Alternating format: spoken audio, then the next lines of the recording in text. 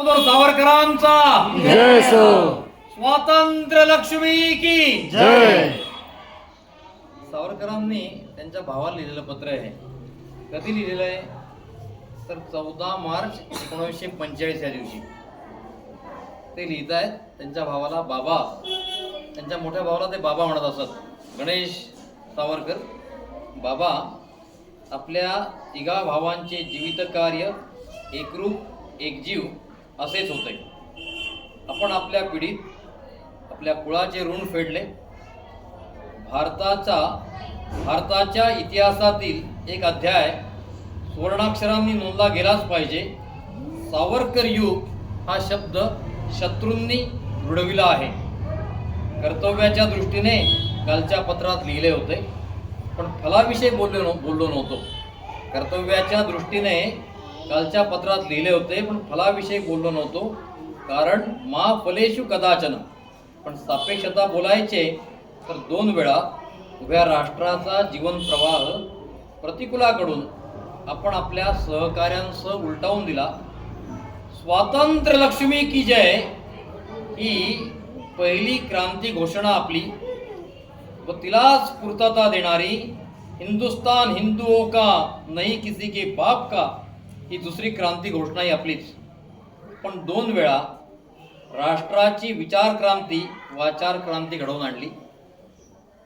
यात जे जे योद्धे लढले, रणी पडले, त्यात काहींची नावे 2-4 दिवस लोक आठवतील, तर काहींचा लोकांना पत्ताही लागणार नाही. पण श्रेय दोघांचे समान. त्यातल्या त्यात पुतळा उभारावायचा तर तो आपल्यासारख्या कर्मवीरांचाच. असताना ते का लिहित आहेत तर तो त्यांचा भाऊ मृत्यूशय्येवरती आहे. त्यांना धीराचे शब्द लिहित आहेत ते. पहिली गोष्ट म्हणजे आता अगदी हात धरून उभा असलेला मृत्यू. पहिली गोष्ट म्हणजे आता अगदी हात धरून उभा असलेला मृत्यू हा शत्रू नसून मित्रासारखा भेटत आहे. आयुष्याचे सार्थक झाले. लहानपणी स्वातंत्र्य यज्ञाचे कंकण हाती बांधले. या देवघरातच त्यांनी प्रतिज्ञा घेतली.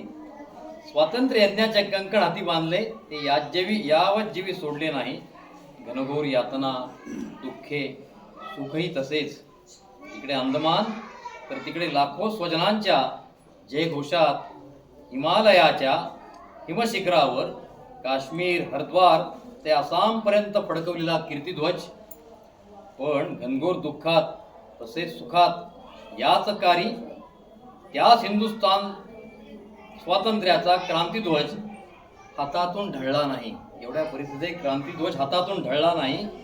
व्यक्तीच्या हातून, सावरकरांचे शब्द बरं आहे, स्वतः तात्यारावांचे, व्यक्तीच्या हातून जी शक्य होती ती सारी झुंज आयुष्यभर लढवली.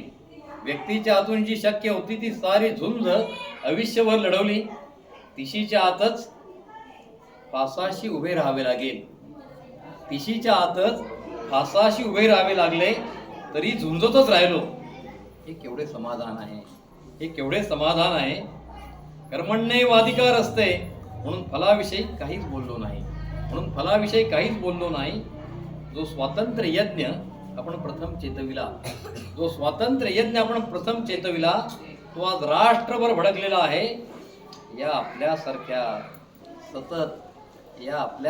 सतत 60 वर्ष लढत असलेल्या वीरांची काया, जी मानवी काया नव्हे तर देवांच्या हाताच्या वज्राची एक महान दिव्य संविधान झाली आहे. यासाठी ज्याचे परम सार्थक झाले त्या देहाची दिव्य समिधा आज आपल्या वैयक्तिक जीवनाची पूर्णाहुती म्हणून या महान यज्ञात पडत आहे. ही केवढी समाधानाची गोष्ट आहे बाबा, मित्र म्हणून भेटावयास आलेल्या त्या मृत्यूचे स्वागतच करूया. बाबाराव आजारी आहेत, ते सांगत नाहीयेत तुला बरं वाटेल रे असं अभद्र बोलू नको. ते म्हणतायत मित्र म्हणून भेटायला आलेल्या त्या मृत्यूचे स्वागतच करूया.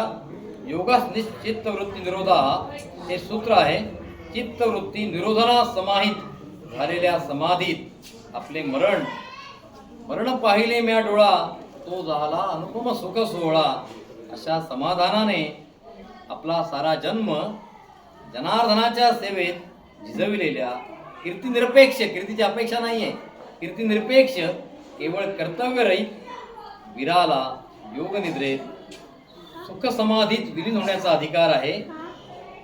पूर्वी काय म्हणतात तात्या, ऐकू आपण. पूर्वी 20, 30, 40 मध्ये मृत्यूची वारंवार गाठ पडली होती.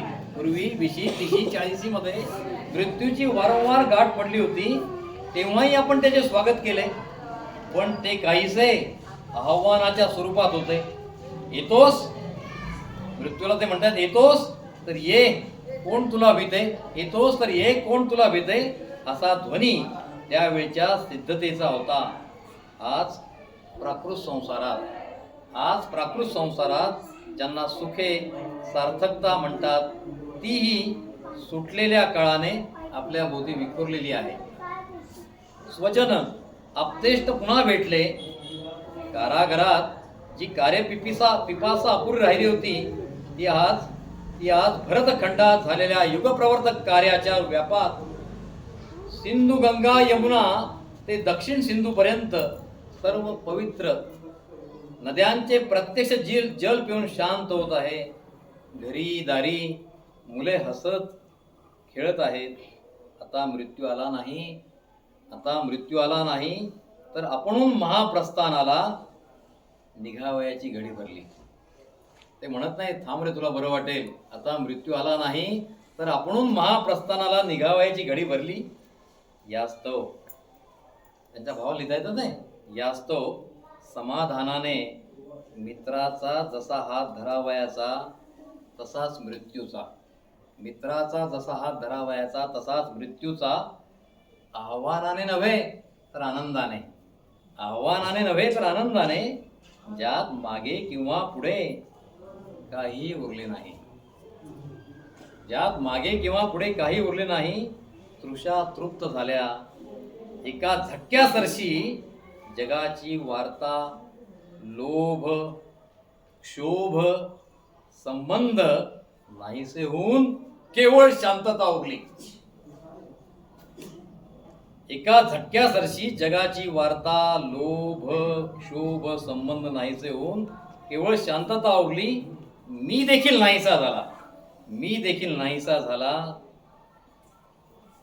बाबा, आता अनंतात विलीन व्हायचा काळ जवळ आलेला आहे. तसा मित्राचा हात धरावायचा, तसाच मृत्यूचा हात धर बाबा. आणि त्या अनंतात हे कर्मवीरा आता पूर्ण समाधानाने तू विलीन हो. ओम शांती शांती शांती. तुझा तात्यांचे शब्द आहेत. मार्च 45 सावरकरांनी मुंबईहून त्यांच्या भावाला लिहिलेलं पत्र होत आहे.